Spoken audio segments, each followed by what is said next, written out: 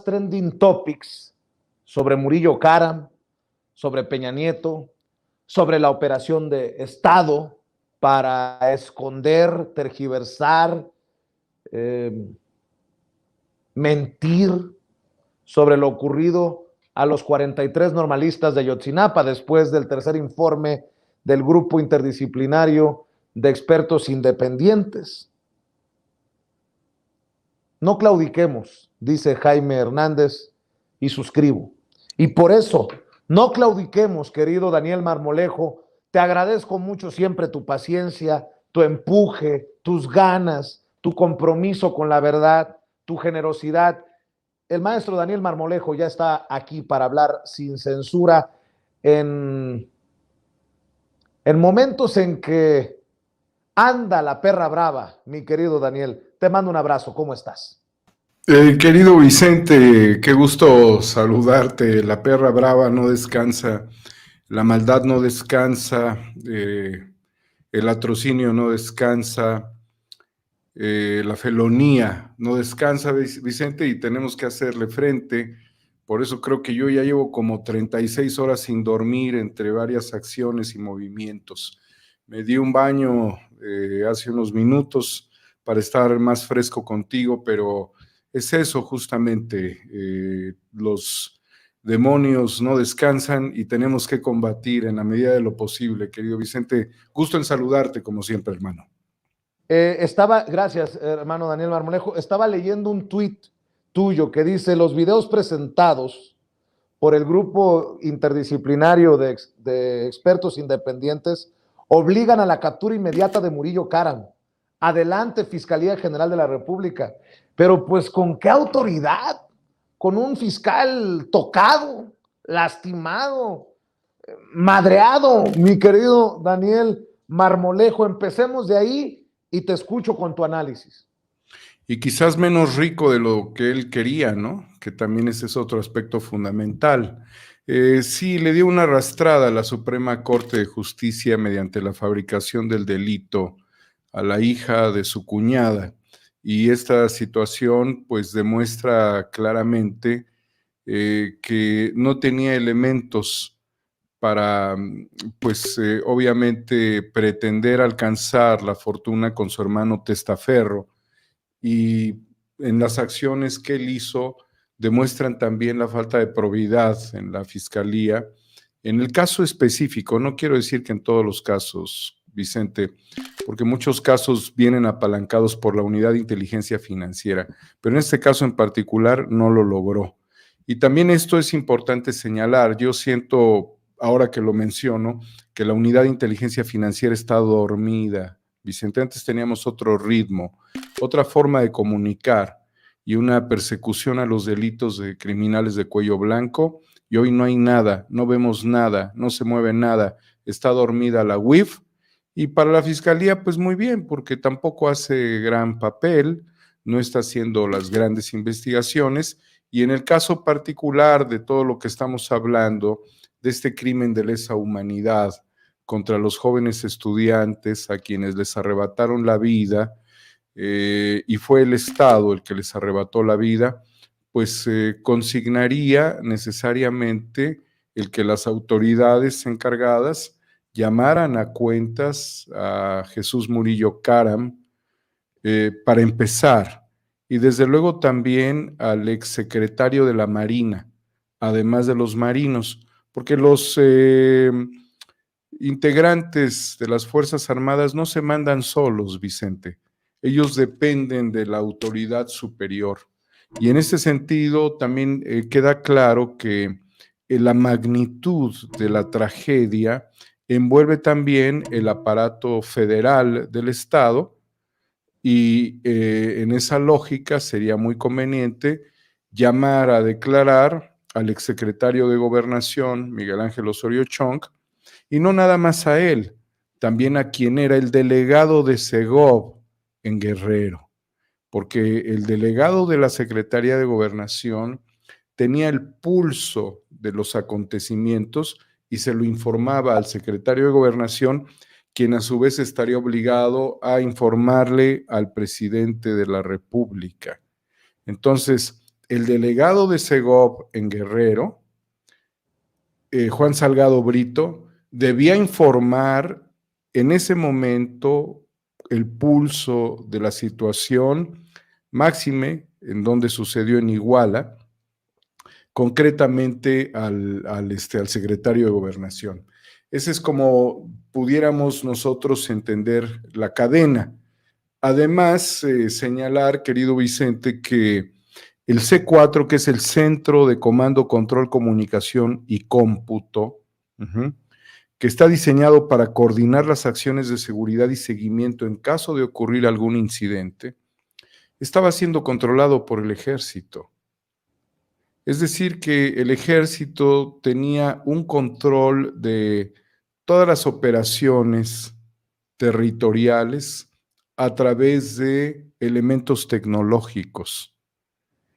Situación que viene a aclarar que la defensa y particularmente el 27 Batallón y los militares, el destacamento, tenía prácticamente el control de la seguridad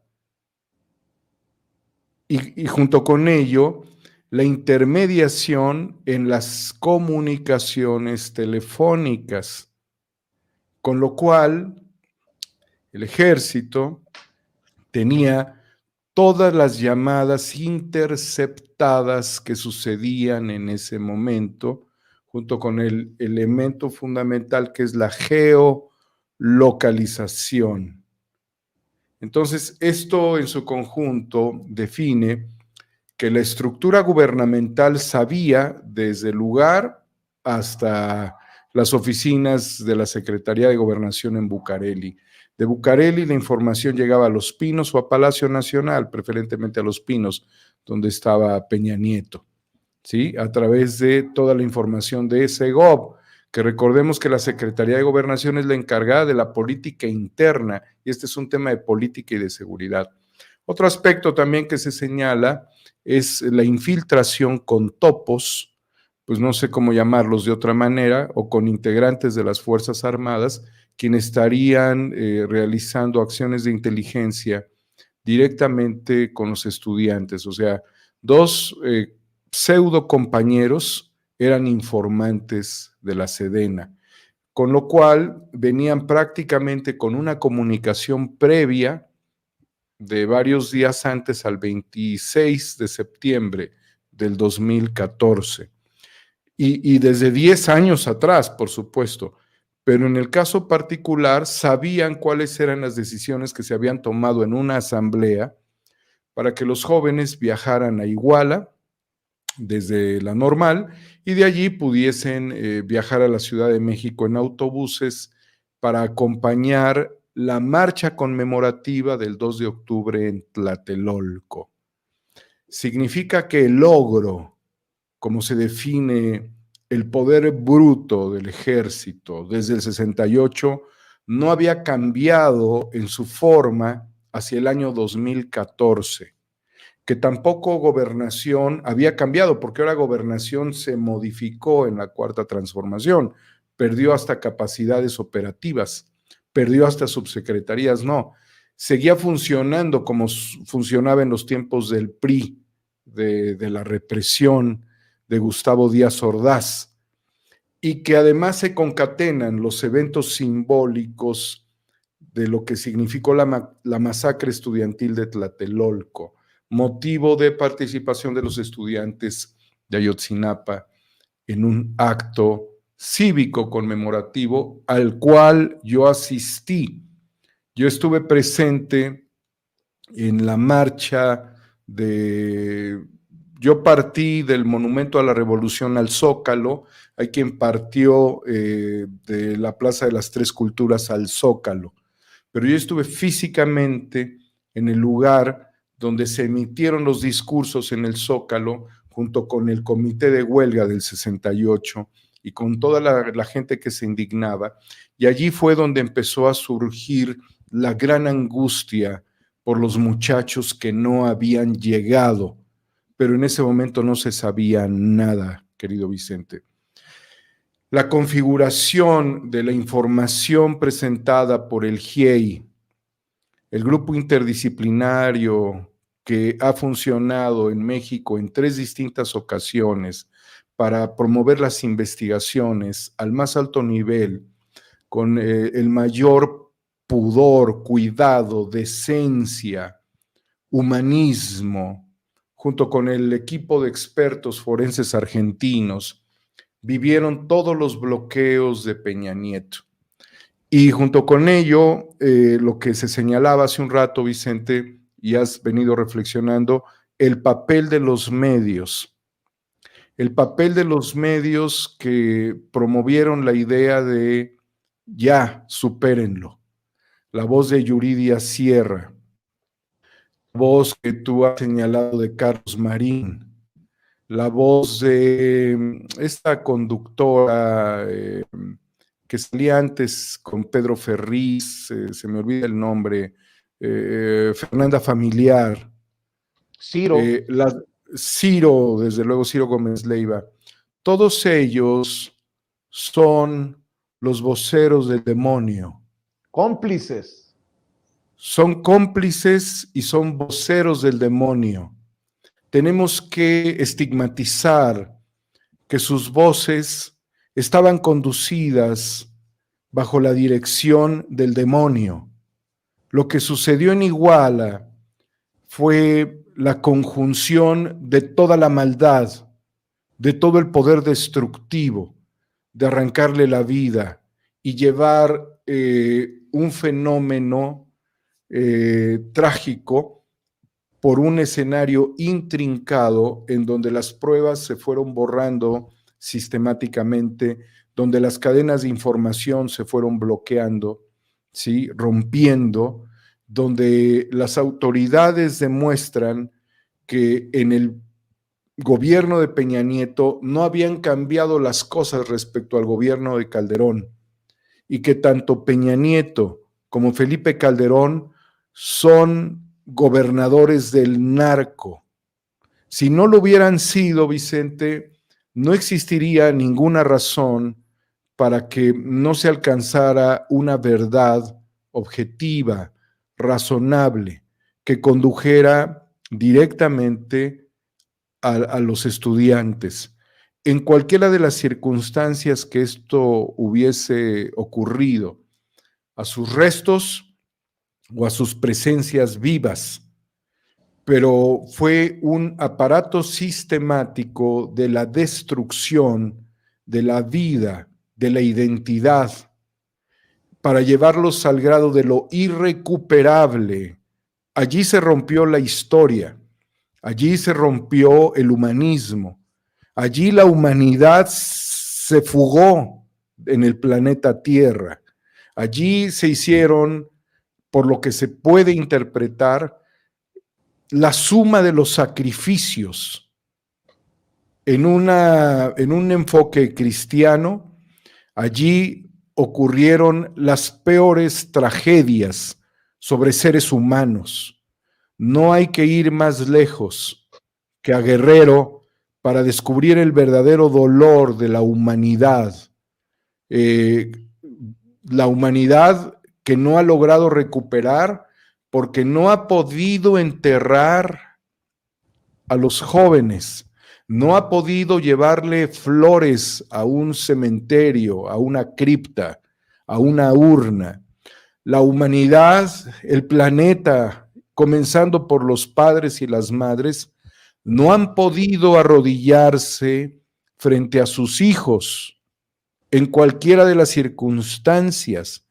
La condición inmaterial a la que el prianato ha llevado la tragedia es inconmensurable. No existe una palabra en el diccionario que lo refiera. No es la pérdida de un hermano, nada más. No es la pérdida de un padre. Es la pérdida de un hijo y no existe una palabra en el diccionario que lo defina. Además, son 43. Aparte, todos los que murieron, incluyendo el ataque a los niños, el autobús de los avispones, incluyendo Julio César Mondragón, cuyo rostro le fue arrancado, y se presume que esto ocurrió estando vivo. Estamos frente al peor desastre de la política, de la narcopolítica, del narcoestado, con los peores voceros, que son los voceros del demonio, y con los protectores de quienes cometieron los crímenes de lesa humanidad. Por lo tanto, Vicente, quisiera yo referirme a que sigue habiendo en este momento, a pesar de la buena voluntad, y esto expresado por los padres de los estudiantes, un bloqueo a la entrega de la información. A pesar de que se firmó, ¿sí?, con el presidente de la República, el documento que premia por el objetivo esencial de la verdad, la consigna de todos los funcionarios públicos, incluyendo de la Marina y de la Sedena. Pero al mismo tiempo, Vicente, después de lo que hemos visto y que se ha podido referir mucha de la gente, como Epigmenio, en general todos los compañeros que aquí han estado, sobre las evidencias videográficas, el que en este momento Jesús Murillo Caram no esté frente a las autoridades declarando, siendo que hay un montaje y que se sembraron, posiblemente ellos sembraron los restos de alguno de los muchachos, algún fragmento de huesos de alguien, lo cual refiere el GIEI, no necesariamente se referiría a los 43. Pero aunque se dice por parte del GIEI que no hay que aventurarse o señalar o especular, Vicente, es claro que lo que estaban haciendo era crear un escenario ficticio para vendernos una mentira como verdad. Tenía muchas intenciones de dialogar esto con el presidente hoy en la mañana y de preguntarle al presidente si tras un tiempo razonable de año y medio en el que no se diera un avance, en el que no hubiese una autoridad mayor en la cárcel, en el que no encontráramos los restos de los estudiantes, si él estaría aceptando que los padres, que las organizaciones enfocadas al tema de la búsqueda de los 43 promovieran ante la Corte Penal Internacional llevar a todo el gobierno de Peña Nieto a entregar cuentas. Y hay elementos suficientes para hacerlo, y estos elementos estarían dentro de los supuestos de admisibilidad, que en esencia son dos, y esto forma parte del Estatuto de Roma, Vicente, y señala que el Estado no quiere investigar o enjuiciar. Ese es el primer factor. Y dentro del primer factor señala el juicio sea una simulación, decisión nacional impida la investigación o enjuiciamiento, retardo injustificado o falta de independencia, imparcialidad o debido proceso.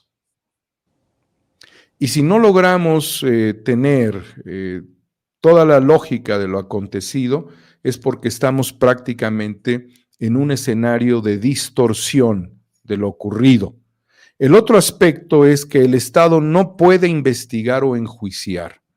Esto significa que hay un colapso total o sustancial del sistema de justicia. No tiene que ser total, puede ser parcial, sustancial, lo que significa que de importancia. El otro es que no puede hacer comparecer al acusado o a los acusados. Tomás Herón no está siendo entregado mediante un imperativo de reciprocidad por parte de Israel con México. No tuviéramos nosotros, amigos israelitas, a Adolf Eichmann, porque ustedes mandarían a sus agentes del Mossad para llevarlo y enjuiciarlo. Pero ya que tienen ustedes a Tomás Herón, le debo de decir al pueblo de Israel que es prácticamente lo mismo. Están ustedes frente a un sujeto que cometió crímenes de lesa humanidad, que generó torturas y que creó una mentira como verdad a un pueblo que no es enemigo de ustedes. Que valga el comparativo con Adolf Eichmann.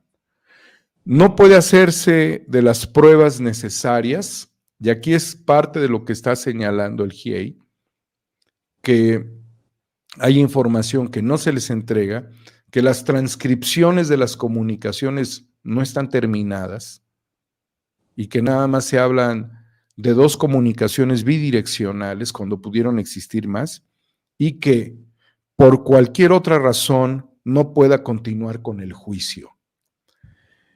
Si agotamos a las autoridades judiciales en un corto plazo, querido Vicente, estaríamos en condiciones prácticamente de que se promoviera en la Corte Penal Internacional el juicio por los 43 a Enrique Peña Nieto, a Jesús Murillo Caram, a Osorio Chong, al exsecretario de la Marina, al exsecretario de la Defensa, al exgobernador, a los secretarios, al secretario de Seguridad Estatal y a algunos responsables del crimen organizado que pudieran ser capturados.